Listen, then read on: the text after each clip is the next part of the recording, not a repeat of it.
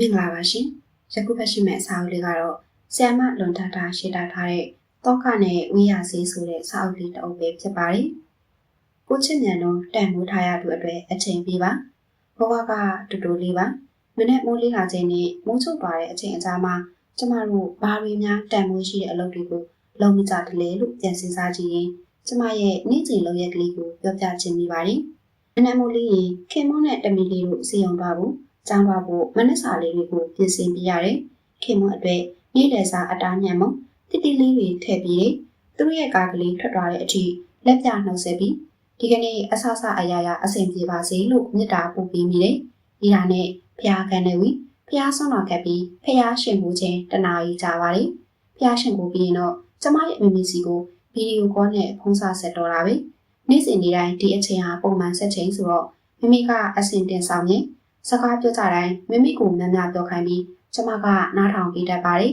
။အသက်80ကျော်အရွယ်မိခင်ဖခင်အတွက်အလိုအဆုံးအရာကသူတို့ပြောတဲ့ညစကားတွေကိုမငြင်းမညူစိတ်ရှည်လက်ရှည်နားထောင်ပေးမယ်အဖော်မမပဲ။တစ်ခါအမေတို့ရဲ့ငယ်ဘဝအကြောင်းလေးတွေမယိုးနိုင်အောင်ထပ်တလဲလဲပြောပြတတ်တာကိုနားထောင်ရတာများလို့အလိုရနေပေမဲ့ကျမကရေရေမောမောနားထောင်ပေးမြဲပါပဲ။အမေအဲ့ဒီအကြောင်းပြောပြီးသားလေဘယ်နှခါရှိပြီလဲလို့ပြောမိရင်မျက်စောင်းကလေးချီပြီးသူထပ်တလဲလဲပြောတာကြတော့မိမိကနားထောင်ပြရတယ်လို့ဆိုပါလိရောတစ်ခါကျတော့အပြန်အလှန်တရားတွေဟောပြီးကိုနာထားတဲ့တရားတွေကိုမျှဝေကြပြန်တယ်အမိကိုရဲစရာစကားတွေပြောပြီးဟက်ပက်ရေမောနေတဲ့အချိန်မှာဓာတ်ပုံကလေးရိုက်ယူထားခဲ့တာကျမရဲ့ iPad ထဲမှာအများကြီးရဲ့ပေးရတဲ့အချိန်တွေထဲမှာအမိကိုပေးရတဲ့အချိန်ကိုကျမတန်ဖို့အထားရဆုံးပါပဲအမိနဲ့စကားပြောခြင်းဟာတနေ့ကိုတနာရီနဲ့တနာရီခွဲအကြာကြာမြင့်တတ်ပါတယ်အမိကိုဖုန်းချခိုင်းနေတိုင်းအပြန်အလှန်မြစ်တာလေးတွေပို့ပေးကြပါတယ်။အမေနဲ့ဖုန်းချပြီးချိန်မှာတော့ကျမရေးမိုးချိုးပြီး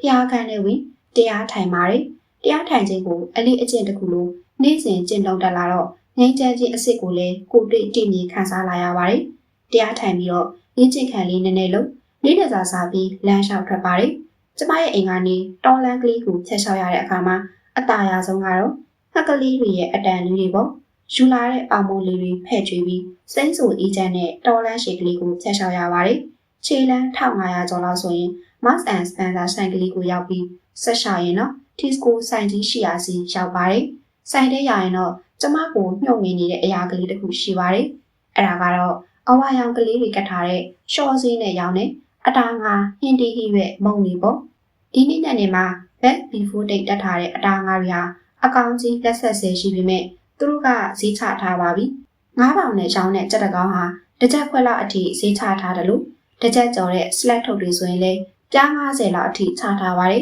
။ဈေးချထားတဲ့ဟာလေးတွေကိုရွေးဝယ်ရတာဟာလည်းရှက်စရာမဟုတ်ပါဘူး။လူတိုင်းလာရှာဝယ်နေကြတာပဲ။ကိုကဒီကနေ့ချက်မယ်ဒီကနေ့စားမယ်ဆိုရင်အတော်ပဲပေါ့။အဲ့ဒီအချိန်ကလေးဆိုရင်ကျမပြောနေတာပဲ။လိုချင်တာလေးတွေဝယ်ပြီး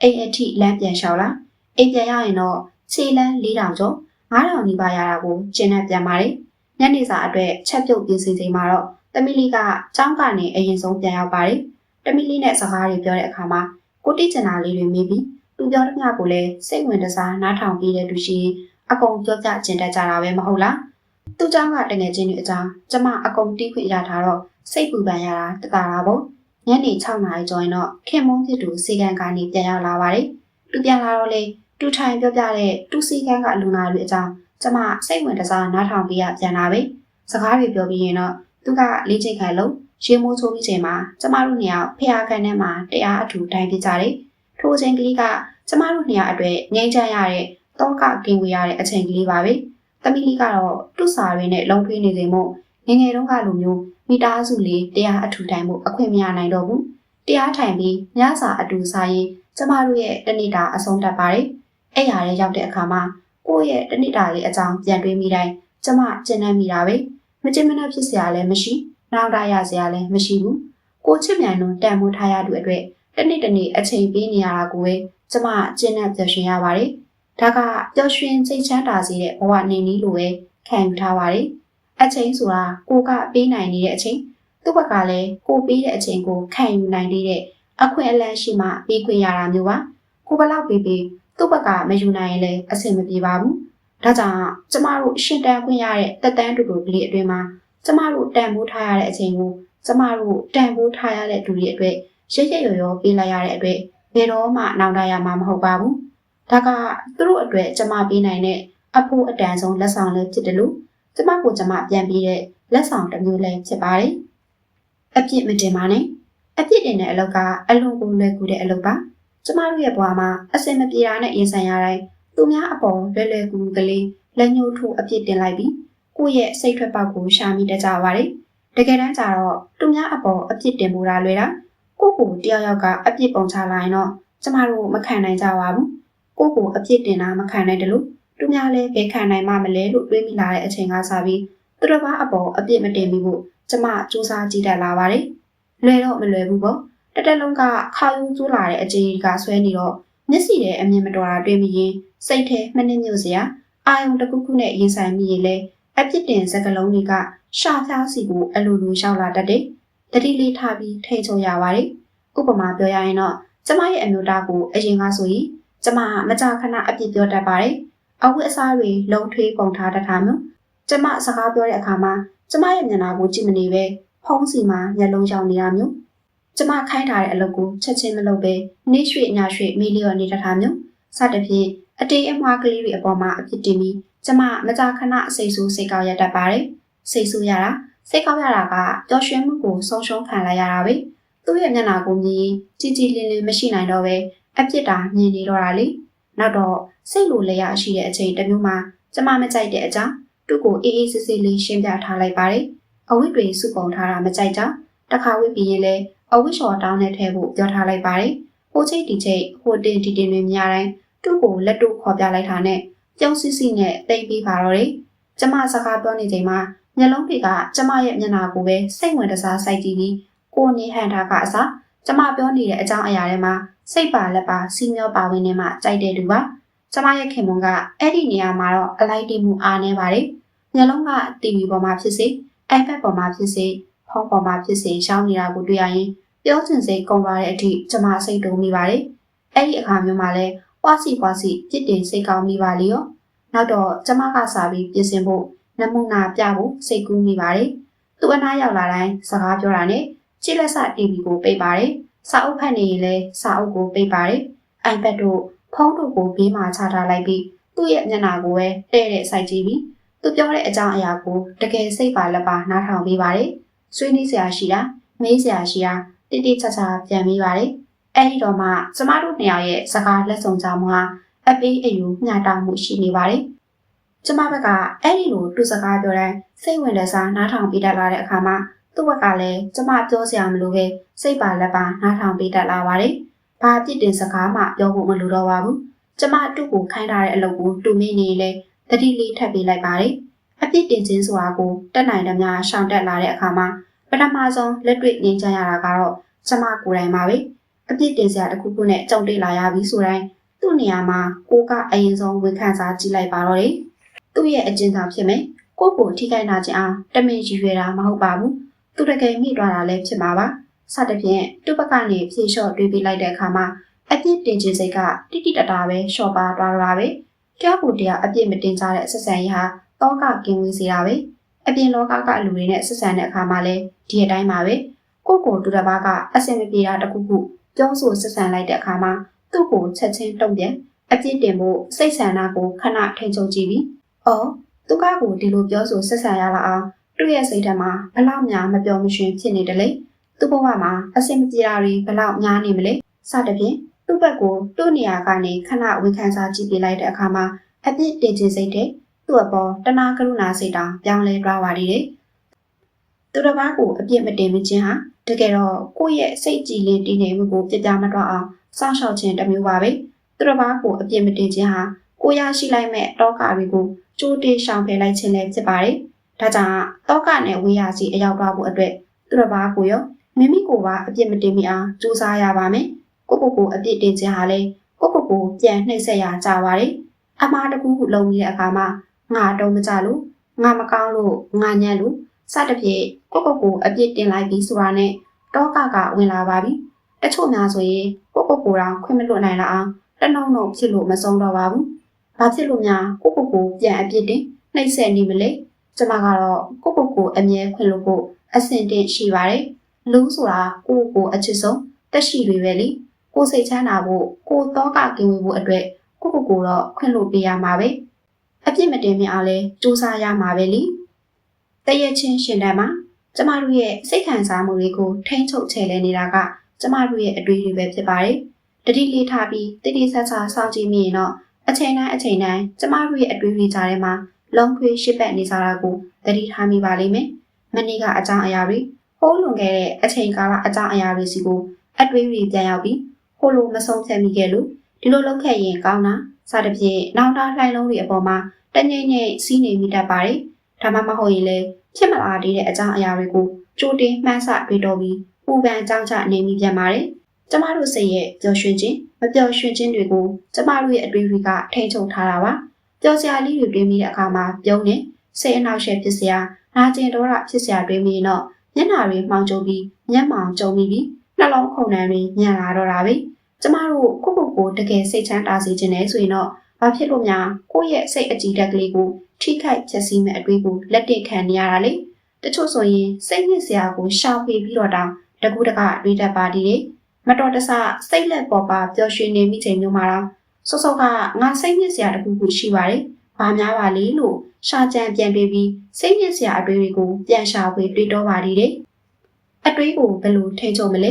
ကျမတို့တရက်ချင်းသာရှင်းနိုင်ကြရပါလိမ့်မယ်မနေ့ကအကြောင်းလဲမစင်စားနဲ့မနေ့ပြန်အကြောင်းလဲကြိုတွေးပြီးပူပန်မနေနဲ့ဒီကနေ့အကြောင်းပဲတွေးကြည့်ပါဒီကနေ့ဆိုတဲ့အင်္ဂလိပ်ထဲမှာပဲနေကြည့်ပါတောကနဲ့ဝေယစီတိတ်ရွေ့လွှားနေခြင်းပါပဲအစပုဆရာတော်ပါမောက္ခဒေါက်တာအရှင်ဓမ္မတာမီရဲ့မူတိတာဖြင့်လောကရန်ကိုရင်ဆိုင်ခြင်းတရားတော်မှာတော့ကိုယ်ငယ်တုန်းကစူးစမ်းခဲ့တာတွေကိုပြန်တွေးပြီးကိုဂုံယူပါလို့တင်ပေးထားပါတယ်ကိုစူးစမ်းခဲ့တာတွေအောင်မြင်ခဲ့တာတွေပျော်ရွှင်ခဲ့တာတွေကိုပြန်တွေးပြီးမူတိတာစိတ်ကလေးထက်တန်အားလေ့ကျင့်ပြီးလို့ရပါတယ်အဲ့ဒီလိုမျိုးပြန်တွေးခြင်းဖြင့်ကျမတို့ရဲ့အတွေ့အကြုံကိုအကောင်းပဲပို့တွေးမိအောင်ပျော်ရွှင်စေတဲ့အတွေ့အကြုံကိုဂုံယူကျင့်တဲ့အတွေ့အကြုံပုံမအားကောင်းလာစေပါတယ်အတွေးရှင်းတဲ့သူဟာစိတ်လေးရှင်းပါတယ်ကျမရဲ့ခင်မုန်းဖြစ်သူမှာကျမကအတွေးထဲမှာစစ်ပေါက်တွေးတလောက်ခင်မုန်းကတော့ခေါင်းထဲမှာဘာအတွေးမှထည့်ထားလေးမရှိသူဖြစ်ပါတယ်အဲ့ဒီတော့ညအိယာဝင်တဲ့အချိန်မှာသူကခေါင်းချလိုက်တာနဲ့တုံးခနဲ့အိပ်ပျော်ပြီးဟောက်တန်မှာချက်ချင်းထွက်လာသူပါကျမမှာအတွေးတွေတက်နိုင်တဲ့၍စူးစမ်းဖြတ်ပြီးအိပ်ပျော်ဖို့စူးစမ်းယူရပါတယ်ကျမရဲ့ဘဝမှာကြီးမားတဲ့လောကရန်နဲ့ရင်ဆိုင်ခဲ့ရပူပါတယ်လောကရန်ရဲ့ရိုက်ချက်ကပြင်းထန်လွန်အားကြီးလို့ရှုံးမတတ်ပါဘူးအဲ့ဒီအချိန်မှာတော့ကျမကူစားခဲ့တဲ့ဤကတော့တရက်ချင်းရှင်တန်မဲဆိုတဲ့ဤလမ်းပါပဲမနေ့ပြန်အကြောင်းမစင်စားဘူးဒီကနေ့တနေ့စာပဲနေမယ်ဒီနေ့မှာစိတ်ညစ်စရာတွေပူပန်ကြောင်းကြတောကဖြစ်စရာတွေမတွေ့ဘူးကိုစိတ်ချမ်းသာအောင်နေမယ်ဆိုတဲ့အတွေ့နဲ့တရက်ချင်းပဲဖြတ်တန်းခဲ့ပါတယ်ဘလောက်ဆိုတဲ့လောကရန်ပဲဖြစ်ပါစေအချိန်တစ်ခုပါပဲအချိန်တိုင်းတော့ပြီးဆုံးသွားရစမြဲပါပဲကျမတို့ကိုစိတ်တောကဖြစ်စေတဲ့အဓိကတရားခံကအချိန်မတန်နေပဲလိုချင်တာတွေမရတဲ့အခါဖြစ်ချင်တာတွေဖြစ်မလာတဲ့အခါမှာတီးမခံနိုင်ဘူးစိတ်မရှိနိုင်မှုတွေကြောင့်စိတ်နှလုံးပူပန်ကြောင်းကြဖြစ်ကြရတာပါအချိန်တန်ရင်တော့ဘယ်အရာကားမှတားဆီးထားလို့မရပါဘူးအချိန်တစ်ခုကိုတော့စိတ်ရှည်ရှည်စောင့်ပြီးဖို့လိုအပ်ပါတယ်တချို့တော့ပြဿနာတွေကဖြစ်နေတဲ့အချိန်မှာကျမတို့အတွေ့ကြောက်ရွံ့စိုးရိမ်ပွဲတောကပြင်းထန်စေတလားအချိန်တစ်ခုကြာသွားတဲ့အခါမှာဒီပြဿနာအကြောင်းပြန်စဉ်းစားလိုက်တဲ့အခါမှာဘာမှမဟုတ်တော့တယ်လို့ခံစားရစေတတ်ပါတယ်။အဲ့ဒီအချိန်တို့ကကိုဘလောက်ကြမ်းကြမ်းခံရင်ဆိုင်နိုင်ခဲ့တယ်လဲဆိုတာကိုကျမတို့ပြန်တွေးရမှာဖြစ်ပါတယ်။ဒါကိုကြည့်ချင်းအပြင်ကျမတို့စီမှာကိုမျှော်မှန်းမထားလောက်အောင်လောကရန်ကိုကြမ်းကြမ်းခံနိုင်တဲ့စွမ်းအားကိုစီကိုငှပိုင်ဆိုင်ထားကြတယ်ဆိုတာကိုသဘောပေါက်နိုင်ပါတယ်။တချို့တော့ကိစ္စတွေမှာဒီလိုတာဖြစ်ခဲ့ရင်ဘယ်လိုလုပ်ကြမလဲ။ငါဘဝတော့သွားပါပြီ။ပြတ်ပါပြီ။စသဖြင့်စိုးရိမ်ပူပန်ကြောင်းကြစိတ်တွေနဲ့မအိပ်နိုင်မစားနိုင်စိတ်ပီစီခံကြရတဲ့လောက်ကျမတို့စိုးရိမ်တဲ့အတိုင်းဖြစ်မလာတတ်တာတွေလည်းရှိတတ်တာပါပဲဖြစ်မလာသေးတာကိုဖြစ်လာခဲ့ရင်ဆိုတဲ့ပူပန်တောကစိတ်နဲ့ကြိုတွေးပြီးပူပန်ရတာကနှစ်ခါရှုံးတာပဲဖြစ်ပါတယ်ဖြစ်လာတဲ့အခါမှာပဲရင်ဆိုင်လိုက်တာပေါ့လို့ပြောင်းပြီးတွေးကြည့်တဲ့အခါမှာတောကတိတိတတ်တာရှော့ပါသွားပါတယ်မမြင်ရတဲ့အရာကိုမှန်းဆပြီးတွေးနေရတာကလူကိုကြောက်စိတ်ပိုးစေပါတယ်ဒါကြောင့်ကိုယ့်ရဲ့စိတ်အကြည်ဓာတ်ကလေးကိုထိပါနှောက်ယှက်မဲ့အတွေးမှန်သမျှကိုဖယ်ထုတ်ပြရပါမယ်။မနှက်ပြန်မှဖြစ်မှာကိုဒီနေ့ကလေးကကြိုမတွေးပါနဲ့။ဒီနေ့တရက်ကိုကြာနာရင်ဆိုင်ကြည့်စေချင်ပါတယ်။တရက်ချင်းရှင်တန်းကြည့်ခြင်းကကျမတို့ကိုတောကနဲ့ဝေယစီကိုခေါ်ဆောင်ပေးပါလိမ့်မယ်။ နောင်တကင်းမဲ့ဆောင်တွင်နေထိုင်မှာနောင်တဆိုတဲ့အရာကကျမတို့ရဲ့စိတ်ကိုတမြင့်မြင့်အညက်ပေးတတ်တဲ့အစိတ်တစ်မျိုးပါပဲနောင်တကဘာထဲမှာခြားခြားလဲနေတွေ့တော့ကျမတို့လွတ်လပ်ပေါ်ပါတဲ့ပျော်ရွှင်ခြင်းကဘာစီကိုမရောက်နိုင်ပါဘူးတကယ်တော့ဘဝဆိုတာကံကြမ္မာစီစားရအတိုင်းနေထိုင်ရတယ်ဆိုတာထက်ကိုယ့်ရဲ့ရွေးချယ်မှုနဲ့အများကြီးဆိုင်ပါတယ်ကိုရွေးချယ်လိုက်တဲ့ဘဝရဲ့နောက်ဆက်တွဲရလဒ်တွေကအကောင်းတွေပဲဖြစ်ဖြစ်အဆိုးတွေပဲဖြစ်ဖြစ်ကျမတို့ရှောင်လွှဲလို့မရပါဘူးလက်ခံရမှာပဲဒီဘဝကိုမရွေးလိုက်မိလို့ဒီလိုမဆုံးဖြတ်ခဲ့မိလို့ငါဒီဘဝကိုရောက်နေတာဆိုတဲ့နောင်တတွေကကိုယ့်ဘဝကိုတည်ညှင်းဆဲနေတာဖြစ်ပါတယ်ကျမနဲ့ကျမရဲ့ချစ်သူက1995မှာချစ်သူတွေဖြစ်ခဲ့ကြပြီး2000ခုနှစ်မှာသူအင်္ဂလန်ကိုထွက်သွားခဲ့ပါတယ်အဲ့ဒီအချိန်မှာကျမမှလည်းအဆင်ပြေအောင်မြင်နေတဲ့ဘဝတစ်ခုကိုပိုင်ဆိုင်ထားခဲ့တာမို့သူ့ရဲ့နောက်ကိုလိုက်ဖို့ဆိုတာစိတ်တောင်မကူးခဲ့မိပါဘူးပြီးတော့ကျမကမိဘတွေနဲ့မောင်နှမတွေအပေါ်မှာအင်မတန်တန်ရောစင်ကြီးမာလွန်တဲ့တူပါကရဝိတ်မှာစာလေးတွားရေးလိုက်စာရေးပြီးအပြန်အောင်ဆန်းကွင်းမှာကျင်တွားကစားလိုက်တက်ကလို့စာကြည့်တိုက်တွားပြီးစာအုပ်တွေရှာလိုက်စားကျင်တဲ့ဆိုင်မှာအေးအေးဆေးဆေးလေးဝင်စားလိုက်ညဘက်ဆိုရင်တော့မိသားစုနဲ့အပြင်လေးထွက်စားလိုက်နဲ့ကိုဘဝကိုတော်တော်လေးနေပျော်ကျင်တဲ့နေခဲ့ခြင်းပေါ့ချစ်သူကလည်းအလုံးလဲရ MRCP လဲရရောလက်ထက်ကိုတကြီးကြီးပူစားပါတော့တယ်အဲ့ဒီအချိန်တုန်းကမိဘတွေကိုဖွင့်ပြဖို့တော်တော်နဲ့နှုတ်ကမထွက်ခဲ့ပါဘူးအဖေနဲ့အမေအားထားရဆုံးထီကြီးတလက်မို့ဒီအရေးကိုမိုးထားတဲ့ထီကြီးအဝေးစီလစ်လာမှာကိုမိဘတွေဘယ်လိုများခံနိုင်ပါမလဲလို့တွေးပြီးနာကျင်ဝမ်းနေရတဲ့ရက်တွေအများကြီးပါပဲနောက်ဆုံးတော့စူးစမ်းပြီးဖွင့်ပြရတာပဲမိဘတွေကနားလည်မှုရှိစွာနဲ့ဖွင့်ပြပေးခဲ့ကြပေမဲ့သူတို့အားငယ်ပြီးကြံရင်မှာကိုတော့တကယ်ပဲစိတ်ထိခိုက်ခဲ့ရပါတယ်ကျမအင်္ဂလန်ကိုလိုက်သွားခိုင်းတဲ့အချိန်မှာတော့အမေကတယောက်တည်းမျက်ရည်တွေခဏခဏကျတယ်လို့တော်တော်လေးကြာမှကျမကိုပြောပြခဲ့တာပါတမီးမေမေတို့အပေါ်တာဝန်ကျေလွန်ခဲ့ပြီးတမီးဘဝအတွက်တမီးပြင်ဆင်ရအောင်ပါပေါ့လို့မေမေပြောတဲ့စကားကကျမကိုစိတ်ထိခိုက်စေခဲ့ပါတယ်ငါတပူကောင်းဆန်ပြီလားမိဘတွေကိုစွန့်ထားခဲ့တယ်လို့များဖြစ်နေပြီလားစတဲ့နောင်တလိုချီတုံချတော့အတွေးတွေကကျမကိုနေ့စဉ်နေ့ပါနှိပ်စက်ခဲ့တာပါမိဘတွေကိုတတိယလိုက်တိုင်းနှလုံးသားကိုဆွဲညစ်ခံလိုက်ရတယ်လို့နာကျင်ခဲ့ရတယ်ဒါကကျမရွေးချယ်လိုက်တဲ့ဘဝလေးအင်္ဂလန်ရောက်ပြီးချိန်မှာတော့ကျမဆရာဝန်လုပ်ဖို့စာမေးပွဲဖြေဖို့လုပ်မလားစာပဲဆက်ရည်မလားဆိုတဲ့မိကွန်းကလည်းကျမကိုအတော်လေးဆုံးဖြတ်ရခက်ခဲစေပြန်ပါတယ်ကျမကလမ်းဆောင်လမ်းကွာတနေရာမှာရှောင်နေပြီလေစာပဲဆက်ရည်ပြီးစာရေးဆရာမဘွားနဲ့ပဲဆက်သွားမလားဒီမှာပဲ PLAB ဖြေပြီးဆရာဝန်စာလုံးမလားတိတိကျကျလေးတွေးကြည့်တော့ကျမကစာတွေပဲဆက်ရည်နေခြင်းခဲ့ပါတယ်ကိုဘဝကိုပိုင်တဲ့အနေထားကလေးကိုပဲကျမနှစ်တက်မမောနေခဲ့မိပါတယ်ဒီလိုနဲ့ပဲစာတွေကိုဆက်ရည်တိတ်ချစ်စရာကောင်းတဲ့သမီးလေးတယောက်ကျမတို့ရဲ့ဘဝတွေကိုရှောက်လာခဲ့တာပဲစာရီရေးရင်သမီးလေးကိုပြုစုဆောင်ရှာရေးမိခင်ဘဝကိုကျမခုံမင်းစွာရေးချယ်ပြလိုက်မိတာပဲအခုအချိန်ထိဘဒူလာမိမိကျမရွေးခဲ့တဲ့ဘဝအတွက်နောင်တရဘူးတလားလို့မေးရင်ဟင့်အင်လို့ပဲဖြေရမှာပဲဒါကကျမကြည်ကျင်နဲ့ရွေးချယ်ခဲ့တဲ့ဘဝလေးဘာအတွက်နောင်တရမလဲကျမနဲ့ရွယ်တူတငယ်ချင်းပြီးဆရာဝန်မကြီးတွေဖြစ်လာချိန်မှာတော့ကျမကတမီလေးတရက်တမီအရွယ်ကနေအခုဆယ်ကျော်တက်အရွယ်ထိနေ့စဉ်မပြည့်ရှင်အုပ်မကွာစောင့်ကြည့်ပြုစုပြောထောင်ပေးလာခဲ့ရတာကိုကျင့်တဲ့ဂုဏ်ယူမိတူပါတမီလေးလိမ္မာရေးခြင်းအောင်ဖျားရှင်ကိုတရားထိုင်တတ်အောင်စာကြိုးစားအောင်ကြီးမှန်းချက်ကြီးမာအောင်ပြုစုသွန်သင်ပေးခဲ့ရတာကိုဘယ်နေရာမှနောင်တရစရာရှိတယ်လေဒါကကျမလူလားကြည့်သူစွာရွေးချယ်ခဲ့မိရဲ့ဘဝပါပဲတမီလေးရဲ့အောင်မြင်မှုကကျမရဲ့အောင်မြင်မှုလည်းဖြစ်ပါတယ်ဆရာဝန်မလုပ်ဖြစ်ခဲ့တဲ့အတွက်ကျမဘယ်တော့မှနောင်တရမှာမဟုတ်ပါဘူးဒါကြောင့်ကျမကနောင်တကင်းမဲ့ဆုံးမှာနေထိုင်ပါတယ်ကျမပိုင်ဆိုင်ထားတဲ့ဘဝကိုကျမနှစ်တက်ရောင်ရဲနေတာကကျမကိုတောကနဲ့ဝေယာစီပို့ဆောင်ပေးနေတာပဲဖြစ်ပါတယ်အခုလိုအတက်အရွယ်တစ်ခုရောက်လာချိန်မှာကျမကအလုံးမလုံးတဲ့အတွက်အချိန်တွေပိုရလာပါတယ်အဲ့ဒီအချိန်တွေမှာကျမတရားထိုင်ပါတယ်အမေအတွက်အချိန်တွေဖောဖောတည်တည်ပေးပါတယ်ခေမောနဲ့တမီလေးအတွက်အချိန်တွေအစင်တဲ့အမြဲပေးနိုင်ခဲ့ပါတယ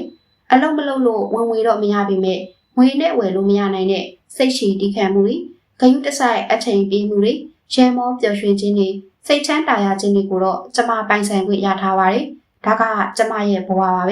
ဲတောကနဲ့ဝေးရစီတရွေ့ရွေ့တွားနေပြီးတော့တာပ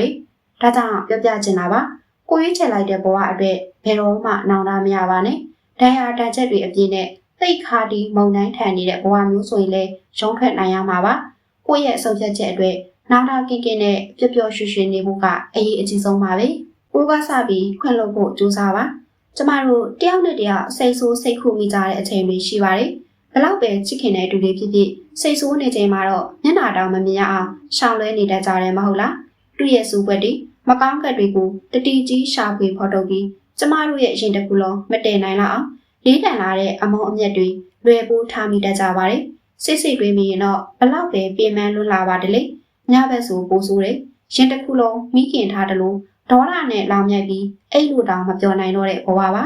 ကျမမှာစိတ်အခက်မတင့်ဖြစ်ပြီးတိုင်းအရင်ဆုံးခွင့်လွတ်တတ်တဲ့ချစ်သူတယောက်ရှိပါတယ်ကျမမှလည်းသူကခွင့်လွတ်တာပဲဘာလို့လဲလို့မေးကြည့်ပြီးတော့တကယ်ချစ်တဲ့သူကဘာပဲဖြစ်ဖြစ်ခွင့်လွတ်တတ်တယ်လေပြီးတော့ခွင့်လွတ်လိုက်ရတာရှင်နဲ့ပေါ်ပါမတော်ဘူးလားတဲ့တကယ်တော့ခွင့်လွတ်လိုက်တယ်ဆိုတာသူများကိုခွင့်လွတ်လိုက်ရတာဆိုပေမဲ့ကိုပြန်လို့များခွင့်စိတ်ချမ်းသာခွင့်ပေးလိုက်တာပဲကိုကစပြီးခွင့်လွတ်ကြည်အေးလိုက်လို့ပျော်ရွှင်သွားရတဲ့အခါသူရောကိုပါပျော်ရွှင်ရတယ်ဆိုပေမဲ့ကိုကပိုပြီးပျော်ရွှင်ရတယ်ဆိုတာကိုခွင့်လွတ်ဖို့မှလာခံစားတည်ခွင့်ရတာပါတခါတရံကျမနဲ့ဆယ်ကျော်တဲ့တမီးလေးအကြားမှာအမြင်မတူတာတွေစိတ်တဘောချင်းမတက်ဆိုင်တာတွေရှိတဲ့အခါမှာကျမကလည်းတမီးလေးကိုစကားမပြောဘဲနဲ့တမီးလေးကလည်းသူ့အခန်းထဲမှာအောင်းနေတတ်ပါတယ်အဲ့ဒီအချိန်မျိုးမှာလွယ်ပိုးထားရတဲ့တောကကြောင့်စိတ်လက်မကြည်လင်ပဲရင်ထဲမှိုင်းညွတ်အောင်ညက်နေတတ်ပါတယ်အဲ့ဒီအချိန်မျိုးမှာကျမအလုံးမိတာကတမီးလေးကိုမြစ်တာပို့ပြီးနေမိတာပဲပြီးတော့တမီးလေးရဲ့ကောင်းတဲ့အကွက်ကလေးတွေလိမ့်မာတဲ့အချက်လေးတွေချစ်စရာကောင်းတဲ့အပြုအမူလေးတွေကိုပြန်မြင်အောင်ကြည့်ပြီးတမီးလေးကိုခွင့်လွှတ်ကြည့်ဖို့ကြိုးစားပါတယ်ဒီပြဿနာလေးဟာဘာမှလည်းမဟုတ်ပဲဘာဖြစ်လို့များတမီးလေးရောကိုတိုင်းမှာစိတ်ညစ်ခံနေရမှလေထိုက်တန်ပါရဲ့လားလို့ပြန်မိတယ်စိတ်ထဲတင်းကျပ်နေတော့ဖျားခန်းထဲဝင်ပြီးတရားလေးကောက်မှတ်နေလိုက်ရင်စိတ်ကတကယ်ငြိမ်ချမ်းလာပါတယ်ငြိမ်ချမ်းလာတဲ့စိတ်ကလေးနဲ့တမီးလေးကိုမေတ္တာလေးပို့ပေးမိတဲ့အခါမှာတမီးလေးအပေါ်ချက်ချင်းပဲခွင့်လွှတ်ချင်လာပါတယ်ဖျားခန်းထဲကထွက်တာနဲ့တမီးလေးအခန်းတကားကိုတွားခောက်ပြီးတမီးလေးကိုပွေးဖက်နံမွေလိုက်ရင်တမီးလေးကလည်းသူ့ကိုခွင့်လွှတ်ပါလို့ပြန်ပြီးတောင်းပန်တတ်ပါတယ်အဲ့ဒီခဏလေးအတွင်းမှာစောစောကခံစားနေရတဲ့ရှင်ထဲမှာတင်းကျပ်ထိခိုက်ပြီးအလိုမကျဖြစ်နေတဲ့ခံစားချက်တွေဟာအမွေပြန်တယ်လို့ပဲကြောက်ပြဲလွတ်ပြဲပြီးကြည်လင်ပေါ်ပါတဲ့စိတ်အကြည်ဓာတ်ကလေးကိုပြန်ရရှိလိုက်တာပဲဒါကခွင့်လွှတ်ပေးလိုက်ခြင်းရဲ့တန်ဖိုးပါပဲခွင့်လွှတ်ပေးလိုက်တာကကျမတို့ကိုတောကနဲ့ဝေးရစီခေါ်ဆောင်ပေးနိုင်ပါတယ်လူတိုင်းကအလုံးစုံတော့ဘယ်ပြည့်စုံနိုင်ပါမလဲလူတိုင်းမှာသူ့ရဲ့အားနည်းချက်အားတာချက်ကိုစီရှိတတ်ကြတာပဲကျမကိုယ်တိုင်လည်းအားနည်းချက်တွေရှိနေတာပဲတစုံတစ်ယောက်ကိုစိတ်ဆိုးဒေါသထွက်နေပြီဆိုရင်သူ့ရဲ့အပြစ်အနာစာတွေစိုးပတ်တွေကြီးထပ်တလဲလဲတွေးနေမဲ့အစားသူ့ရဲ့ကောင်းကဲ့မှုတဲ့အကွက်ကလေးတွေကိုရှာကြံတွေးကြည့်ဖို့ကြိုးစားကြည့်ပါအဲ့ဒါဆိုရင်တော့သူ့ကိုစားပြီးခွင့်လွှတ်နိုင်ပါလိမ့်မယ်ကိုကစားပြီးခွင့်လွှတ်လိုက်ပြီးဆိုတာနဲ့ကိုယ့်ရဲ့ရင်ထဲမှာလောင်မြိုက်နေတဲ့တောကမီကလွင့်ပြေငြိမ်အေးရတာပဲကျမတို့ချစ်ခင်မြတ်နိုးရတဲ့သူတွေကိုသူတို့ရဲ့ကောင်းကွက်ကလေးတွေကိုရှာပြီးခွင့်လွှတ်ပေးရတာလွယ်ပေမဲ့ကျမတို့ရင်းအောင်မရင်းနေတဲ့တစိမ့်တွေကကိုယ့်အပေါ်ထိခိုက်နေတာအောင်လုပ်လာတဲ့အခါမှာဘဝတွေကစင်ကလေးအဖြစ်အစင်မပြေဖြစ်အောင်ထိုးနဲ့စော်ကားလာတဲ့အခါကျတော့ကျမတို့ဘလို့များခွင့်လွှတ်ဖို့ကြိုးစားနိုင်မှာမလဲတော်တော်ကိုခက်ခဲပါတယ်ခွင့်မလွှတ်နိုင်လားအားနာကြည့်ရတဲ့အဖြစ်မျိုးကျမရဲ့ဘဝမှာကြုံခဲ့ပူပါတယ်သူ့အပေါ်နားလည်ပေးကြည့်ဖို့အကြိမ်ကြိမ်ကြိုးစားခဲ့ပူပါတယ်မအောင်မြင်ခဲ့ပါဘူးနောက်ဆုံးတော့သူ့ရဲ့ဘက်ကနေတွေးကြည့်မိတယ်လူတယောက်ကိုဒုက္ခရောက်ဘဝပြတ်သွားစေခြင်းနဲ့ဒေါသတွေလွယ်ပိုးထားရတဲ့သူ့ရဲ့စိတ်နှလုံးကိုဝန်ခံစားခြင်းမိတယ်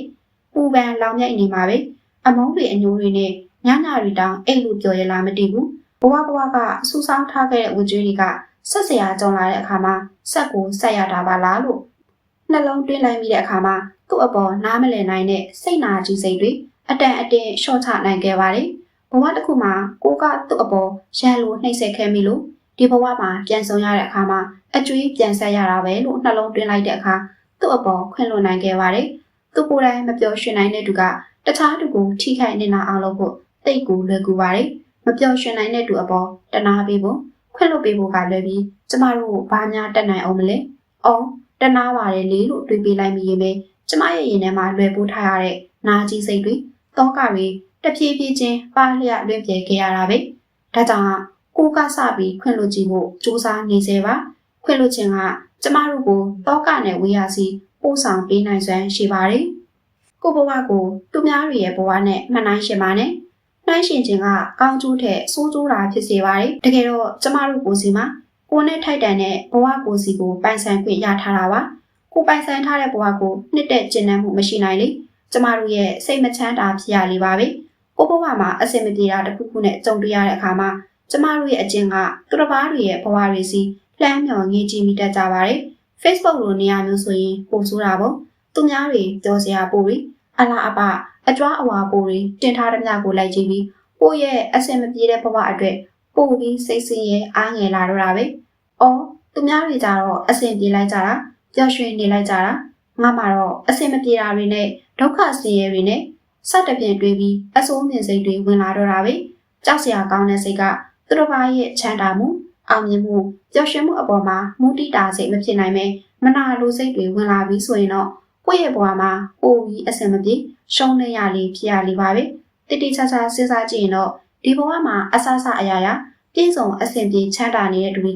ကဘဝကသူ့ပြုခဲ့တဲ့ဥလိုကောင်းမှုတွေရဲ့အကျိုးကိုခံစားခွင့်ရနေတာပါစီးရဲနေကြမှုတွေအဆင်မပြေမှုတွေဖြစ်ရတာကလည်းကိုပြုခဲ့တဲ့အကုသိုလ်အကျိုးကိုခံစားနေရတာပဲကံရဲ့အကျိုးကိုရှုံးကြည်လက်ခံထားလိုက်ရင်သူများဘဝနဲ့ကိုယ့်ဘဝကိုနှိုင်းယှဉ်ဖို့မလိုတော့ပါဘူးကိုယ့်ဘဝကိုသူများဘဝနဲ့မနှိုင်းယှဉ်ပဲကိုယ့်ဘဝမှာကြုံတွေ့လာရတဲ့မြအဆင်မပြေမှုတွေအဆင်ပြေမှုတွေကိုလက်ခံရင်ဆိုင်နိုင်ဖို့လိုအပ်ပါတယ်။ကျွန်မကတော့ everything happen for a reason ဆိုတဲ့စကားကိုယုံကြည်လက်ခံပါတယ်။အကြောင်းကြောင့်အကျိုးဖြစ်လာရတာပါ။ဘလောက်ပဲဆိုတဲ့အဖြစ်ပြက်ပဲဖြစ်ပါစေအကြောင်းတစ်ခုခုရှိလို့တာဖြစ်ရခြင်းမှာဒါကိုလက်ခံလိုက်ရင်တော့ကိုယ်ရင်ဆိုင်ကြုံတွေ့ရတဲ့မြအဆိုးလောကဓာတ်ကိုလည်းလက်ခံနိုင်ဖို့ခွန်အားရှိလာပါတယ်။ဒုက္ခတစ်ခုခုဖြစ်လာပြီဆိုရင်လည်း find me ဆိုတာကအရင်စပါတယ်။ဘာကြောင့်များငါကြောင့်မှဖြစ်ရတာလဲဆိုတဲ့စိတ်က